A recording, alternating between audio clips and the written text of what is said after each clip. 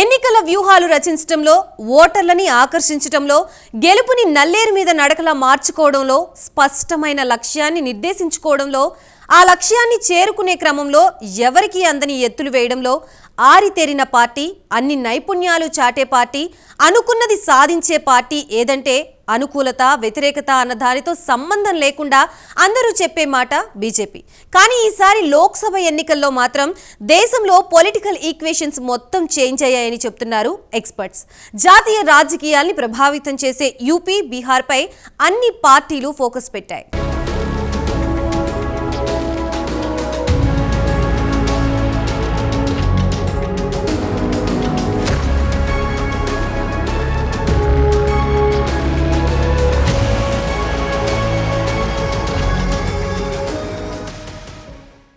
సార్వత్రిక సమరంలో గెలుపు కోసం బీజేపీ, ఇండియా కూటమి తీవ్రంగా ప్రయత్నిస్తున్నాయి. యూపీలో 80 పార్లమెంటు సీట్లు, బీహార్లోని 40 సీట్లపై పోటీ ఆసక్తిగా మారింది. 2019 ఎన్నికల్లో బీజేపీ ఒంటి చేత్తో ఘన విజయం సాధించింది. అయితే ఈసారి విపక్షాలు టఫ్ ఫైట్ ఇచ్చే ఛాన్స్ ఉందంటున్నారు పొలిటికల్ ఎక్స్పర్ట్స్. కేంద్రంలో పవర్లోకి రావాలంటే ఈ రెండు రాష్ట్రాల్లో సాధించే సీట్లపై ఆధారపడి ఉంటుంది. ముచ్చటగా మూడోసారి కూడా మోదీ మేనియా పనికొస్తుందని చెబుతున్నారు కమలం నేతలు. అప్పటికీ ఇప్పటికీ పొలిటికల్ ఈక్వేషన్స్ మొత్తం చేంజ్ అయినా డోంట్ కేర్ అంటున్నారు.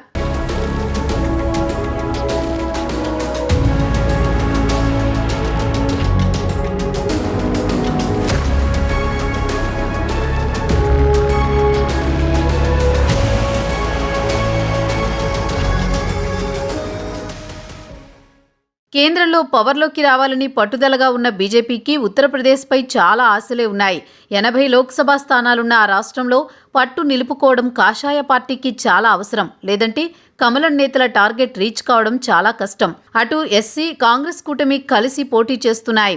బీజేపీకి 2 సార్లు పట్టం కట్టారు. 10 ఏళ్ల పాలనలో ప్రజల్లో కొంత వ్యతిరేకత ఉన్నా మోదీ చరిష్మా ముందు అవన్నీ తుడిచిపెట్టుకుపోతాయంటున్నారు.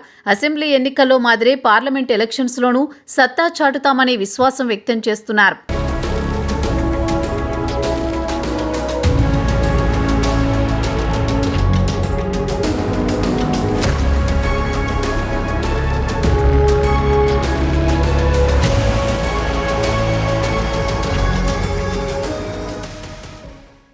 ఇప్పుడు అందరి చూపు యూపీ వైపే. ఇక్కడ మెజారిటీ సీట్లు సాధిస్తేనే కేంద్రంలో పవర్లోకి వచ్చేది.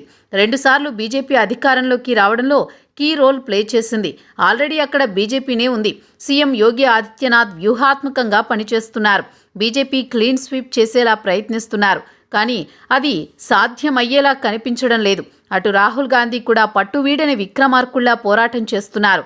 ప్రజలను ఆకట్టుకునేలా ఉచిత హామీలను గుప్పిస్తున్నారు.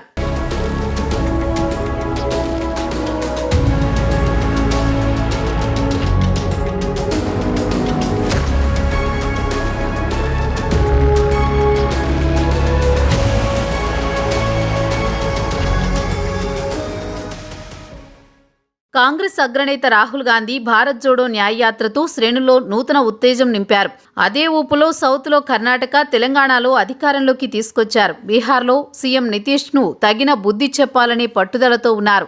రాహుల్, అఖిలేష్, తేజస్వి ఈ ముగ్గురు యువనేతలు, పార్టీలు బీహార్, ఉత్తరప్రదేశ్లో మంచి ఓట్ షేర్ కలిగి ఉన్నాయి. అయితే దేశ ప్రజలు దశాబ్దాల కల అయోధ్య బాలరాముడి ప్రాణప్రతిష్ఠ తర్వాత బీజేపీ గ్రాఫ్ పెరిగిందని నిపుణులు అంటున్నారు. అలాంటి చోట ప్రతిపక్ష నేతలు ఏ మేర ప్రభావం చూపుతారనేది $1 మిలియన్ ప్రశ్న. సార్వత్రిక ఎన్నికల్లో గెలుపోటములను శాసించే స్థానాలు ఈ 2 రాష్ట్రాల్లో ఉండడంతో అధికార, ప్రతిపక్ష పార్టీలు వీటిపై స్పెషల్ ఫోకస్ పెట్టాయి.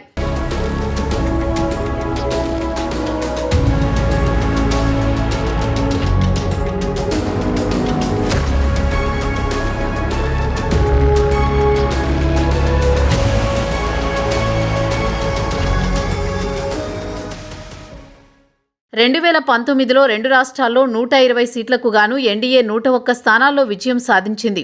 ఆ సమయంలో మాయావతికి చెందిన బహుజన్ సమాజ్ పార్టీ, ఉత్తరప్రదేశ్లో అఖిలేష్ యాదవ్కి చెందిన సమాజ్వాదీ పార్టీ చేతులు కలిపి 15 స్థానాలు గెలుచుకున్నారు. 2019లో యూపీ ఎన్నికల్లో బీఎస్పీ ఎస్పీ కూటమికి 38% ఓట్లు వచ్చాయి. వారు 15 సీట్లలో విజయం సాధించారు. అక్కడ బీజేపీ దాదాపు 50% ఓట్లు సాధించింది. యూపీలో 80 స్థానాలకు గాను 62 స్థానాలను ఎన్డీఏ గెలుచుకుంది. బీహార్లో 40 సీట్లకు గాను 39 సీట్లను గెలుచుకుని ఎన్డీఏ చరిత్ర తిరగరాసింది. ఆ ఎన్నికల్లో ఆర్జేడీ అసలు ఖాతానే తెరవలేదు.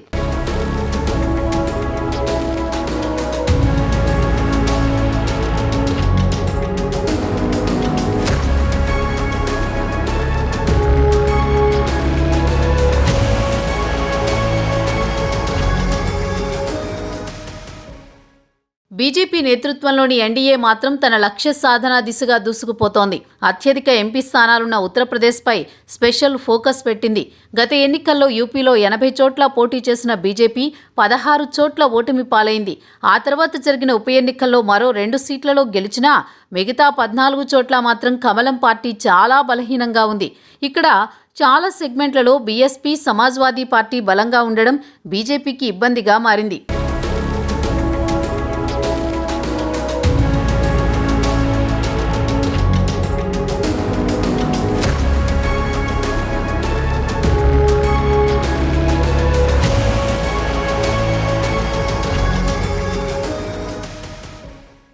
యూపీలో బీఎస్పీ, ఎస్పీ విడివిడిగా పోటీ చేయడం వల్ల ముస్లిం ఓట్లలో చీలిక వచ్చే అవకాశం ఉంది. పైగా ముస్లింల ఓట్లు ఎక్కువగా ఉన్న మెజారిటీ స్థానాల్లో ఎస్పీ, బీఎస్పీ రెండూ ముస్లింలనే అభ్యర్థులుగా బరిలోకి దించాయి. ఇది కూడా ముస్లింల ఓట్ల చీలికకు కారణం కావచ్చు. ఇక ఆప్నాదల్తో పొత్తు పెట్టుకుని ముస్లింలు మెజారిటీగా ఉన్న స్థానాల్లో ఎంఐఎం తన అదృష్టాన్ని పరీక్షించుకోనుంది. ఒకవేళ ముస్లిం ఓట్లు గంపగుత్తగా ఎస్పీ, కాంగ్రెస్ కూటమి లేదా బీఎస్పీకి పడితే బీజేపీకి పశ్చిమ యూపీలో మెరుగైన ఫలితాలు రాకపోవచ్చు.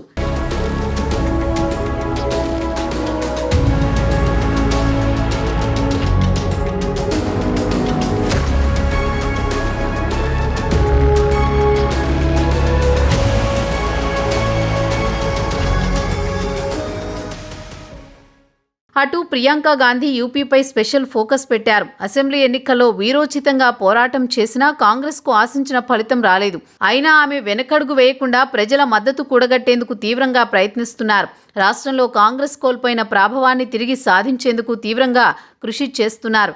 అటు రాహుల్ కూడా అఖిలేష్తో కలిసి ప్రచారం చేస్తున్నారు. ఎలాగైనా బీజేపీని దెబ్బతీయాలని కూటమి నేతలు చేయని ప్రయత్నం లేదు.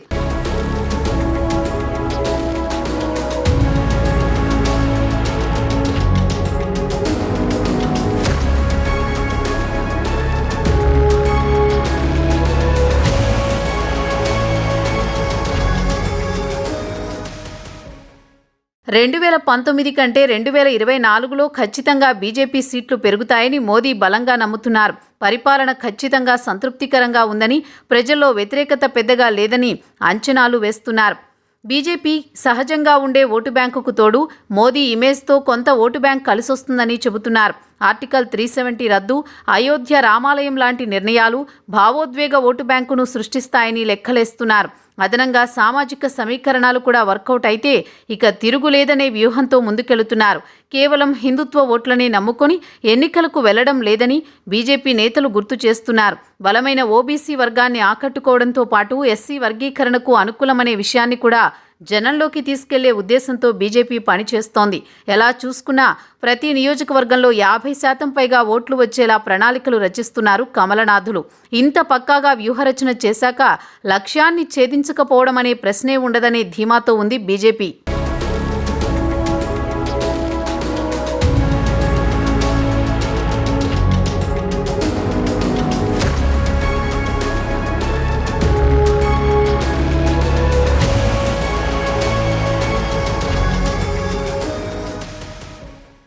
సంప్రదాయంగా బీజేపీకి మద్దతుగా నిలుస్తున్న రాజ్పుతులు ఈసారి ఆ పార్టీ పట్ల ఆగ్రహంగా ఉన్నట్టు తెలుస్తోంది. వారికి టికెట్ల కేటాయింపులో అన్యాయం జరిగిందనే విషయంపై మండిపడుతున్నారు. ముస్లింలు, దళితుల తర్వాత పశ్చిమ యూపీలో రాజ్పుతుల జనాభాయే అధికం. వారు 10% దాకా ఉంటారు. 17 నియోజకవర్గాల్లో వారి ప్రాబల్యం ఉంటుంది. రాజ్పుత్ వర్గానికి చెందిన జనరల్ వీకే సింగ్కు టికెట్ ఇవ్వకపోవడాన్ని కూడా వారు తట్టుకోలేకపోతున్నారు.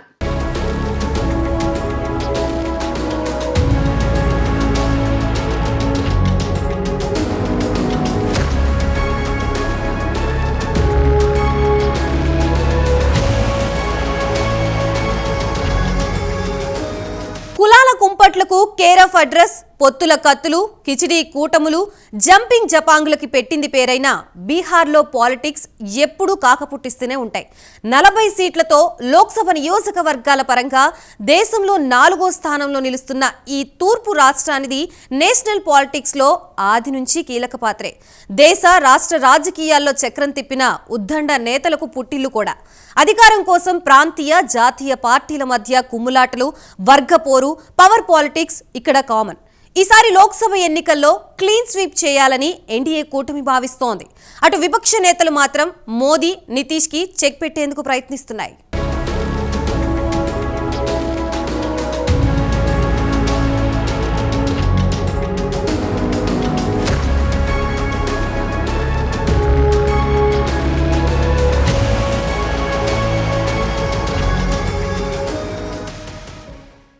రాజకీయంగా చైతన్యవంతమైన బీహార్లో లోక్సభ ఎన్నికల ముంగిట కొత్త పొత్తులు పొడిచాయి. గత ఎన్నికల్లో బీజేపీ, జేడీయూ, లోక్ జనశక్తి పార్టీలతో కూడిన ఎన్డీఏ కూటమి ఏకంగా 39 సీట్లలో విజయ ఢంకా మోగించింది. బీజేపీ 17 సీట్లలో పోటీ చేసి అన్నీ గెలుచుకుంది. జేడీయూ 17 సీట్లకు 16 చోట్ల, ఎల్జేపీ 6 కైవసం చేసుకున్నాయి. కాంగ్రెస్, ఆర్జేడీ తదితర పార్టీల మహాకూటమి మహా ఓటమి చవిచూస్తుంది. కాంగ్రెస్ 9 చోట్ల పోటీ చేసి 1 సీటు గెలుచుకోగా, ఆర్జేడీ 19 స్థానాల్లో తలపడినా ఎక్కడా ఖాతా తెరవలేదు. మిగతా పార్టీలది సేమ్ సిచ్యువేషన్. మోదీ హవాలో విపక్షాల సీట్లన్నీ గల్లంతయ్యాయి. కేంద్రంలో మోదీ 2.0 బలమైన సర్కారు ఏర్పాటులో బీహార్ ఘన విజయానిది ప్రధాన పాత్ర. ఈసారి పాత మిత్రులతో పూర్వ వైభవానికి కాంగ్రెస్ ప్రయత్నిస్తోంది. రాష్ట్రంలో 40 స్థానాల్లో 6 ఎస్సీలకు కేటాయించారు.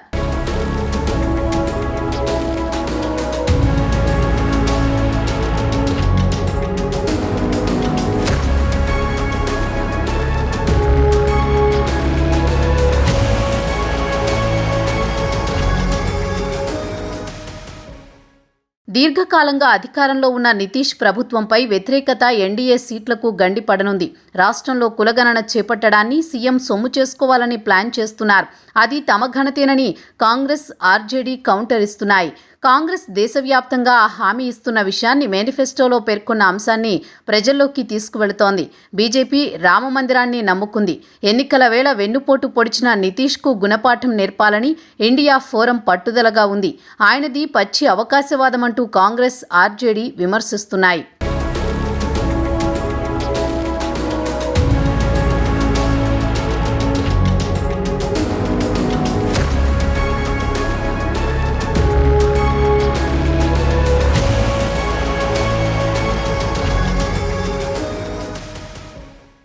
బీహార్ రాజకీయాల్లో తనదైన ముద్ర వేసిన లాలూ ప్రసాద్ యాదవ్ పనైపోయింది. ఆయన అవినీతి కేసుల్లో జైలు పాలైన నాటి నుంచి రాష్ట్రంపై నితీష్ కుమార్ పట్టు బిగించారు. ఏదో ఒక పార్టీతో పొత్తుతో 15 ఏళ్లుగా సీఎం పీఠాన్ని అంటిపెట్టుకున్నారు. జాతీయ రాజకీయాల్లోనూ చక్రం తిప్పుతున్నారు. 2015 అసెంబ్లీ ఎన్నికల్లో ఆర్జేడీ, సమాజ్వాదీ, జేడీఎస్, కాంగ్రెస్ మహాకూటమిగా పోటీ చేశాయి. ఆర్జేడీ అతిపెద్ద పార్టీగా ఆవిర్భవించిన నితీష్ సీఎం పదవి దక్కించుకున్నారు.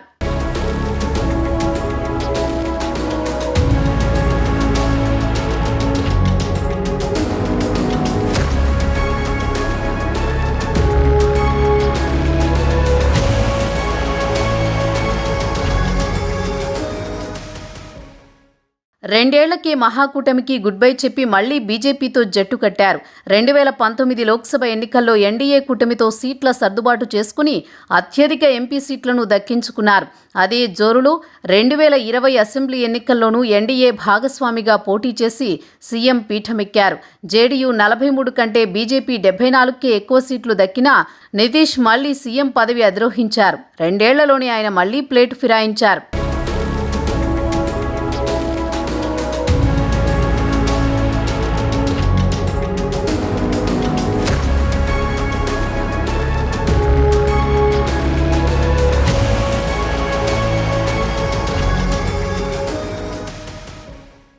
లోక్సభ ఎన్నికల్లో మోదీని ఢీకొట్టడమే లక్ష్యంగా విపక్ష పార్టీలతో కలిసి పోటీ చేస్తామంటూ ఎన్డీఏ కూటమి నుంచి బయటకొచ్చేశారు.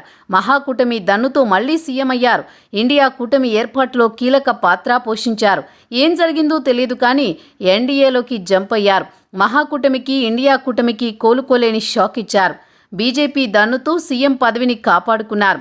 లోక్సభ ఎన్నికల్లోనూ ఆ పార్టీతో కలిసి పోటీ చేస్తున్నారు.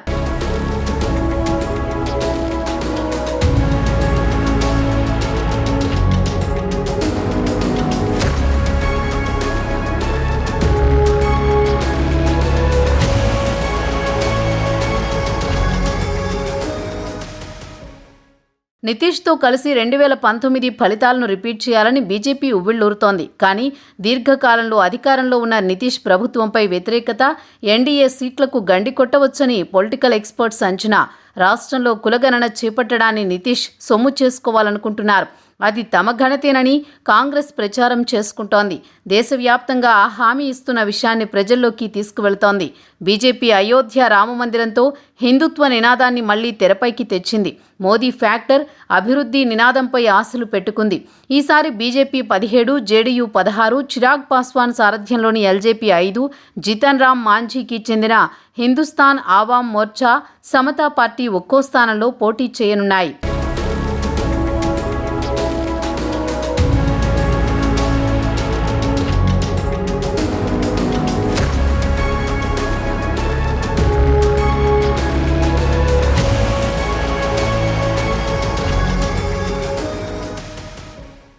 బీహార్ రాజకీయాలు చిరకాలంగా కులాల చుట్టూనే తిరుగుతున్నాయి. నితీష్ చేపట్టిన కులగణన మరోసారి రిజర్వేషన్ల తేనెతుట్టెను కదిపింది. రాష్ట్రంలో 94 లక్షల కుటుంబాలు నెలకు 6,000 సంపాదన కూడా లేక పేదరికంలో మగ్గుతున్నాయని కులగణనలో తేలింది. రాష్ట్రంలో రిజర్వేషన్లు 65% పెంచాల్సిందేనని నితీష్ స్పష్టం చేశారు.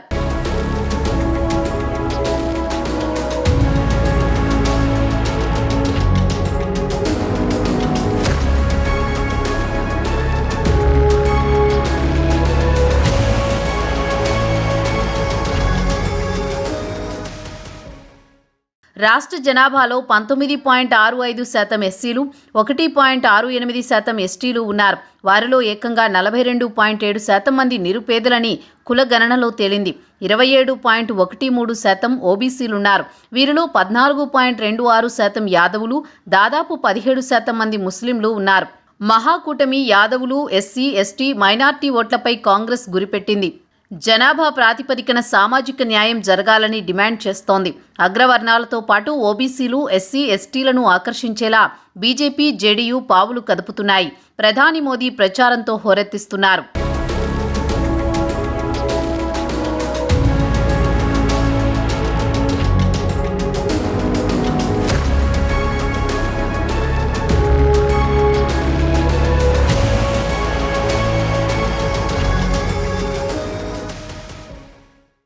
ఎన్నికల వేళ వెన్నుపోటు పొడిచిన నితీష్కు గుణపాఠం నేర్పాలని కాంగ్రెస్ సారథ్యంలోని ఇండియా కూటమి పట్టుదలగా ఉంది.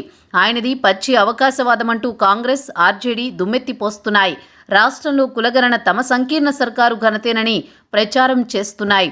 ఇది దేశానికి ఎక్స్రే వంటిదని, కేంద్రంలో అధికారంలోకి వస్తే దేశవ్యాప్తంగా కులగణన చేపడతామని రాహుల్ గాంధీ పదే పదే చెబుతున్నారు.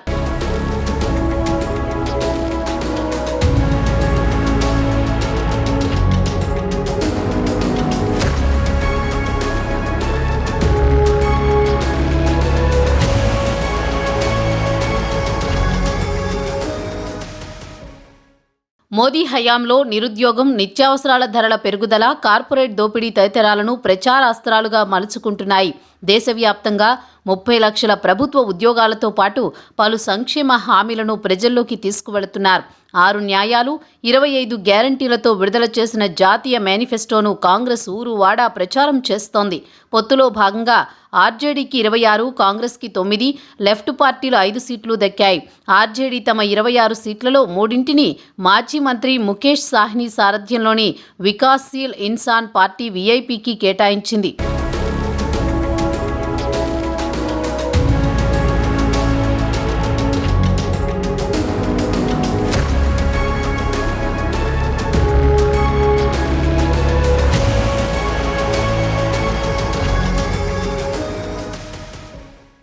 బీహార్లో అబ్బాయి బాబాయ్ అమీతుమీ అందరి దృష్టిని ఆకర్షిస్తోంది. ఎల్జేపీ వ్యవస్థాపకుడు రామ్ విలాస్ పాస్వాన్ మరణం తర్వాత ఆయన వారసత్వం కోసం కుమారుడు చిరాగ్, సోదరుడు పశుపతి పరాస్ హోరాహోరీ తలపడ్డారు. చివరికి పార్టీని పరాస్ చేజిక్కించుకున్నారు. చిరాగ్కు ఎల్జేపీ, పశుపతికి ఆర్ఎల్జేపీ పేర్లను ఎన్నికల సంఘం కేటాయించింది. పశుపతి పార్టీకి బీజేపీ ఒక్క సీటు ఇవ్వకపోవడంతో ఆయన కేంద్ర మంత్రివర్గం నుంచి వైదొలిగారు. సొంతంగా పోటీ చేస్తామని ప్రకటించారు. చిరాగ్కు బీజేపీ 5 సీట్లు ఇవ్వగా పట్టుబట్టి పాస్వాన్ల కంచుకోట అయిన హాజీపూర్ను సాధించుకున్నారు. అక్కడ బాబాయ్ పశుపతిపై చిరాగ్ నేరుగా తలపడనున్నారు.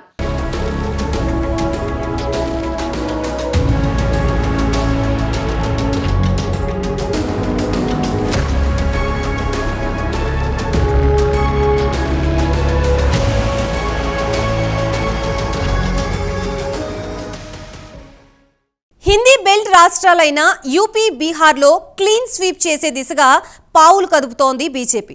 యూపీలో కేడర్ స్ట్రాంగ్గా ఉంది. అక్కడ మెజారిటీ సీట్లు సాధిస్తే మోదీ 3.0 వర్షన్ కన్ఫర్మ్ అవుతోంది. ఇక బీహార్లో మాత్రమే కొత్త టెన్షన్ స్టార్ట్ అయింది. మహాకూటమి దెబ్బకి బీజేపీ, ఎన్డీఏ కంగుతిన్నాయి. అందుకే మోదీతో సహా అగ్రనేతలంతా బీహార్లోనే తిష్టవేశారు. రాష్ట్రంపై తాము పట్టు నిలుపుకునేందుకు తీవ్రంగా ప్రయత్నిస్తున్నాయి. చూడాలి మరి బీహార్ ఓటర్ల తీర్పు ఎవరి వైపు ఉంటుందో.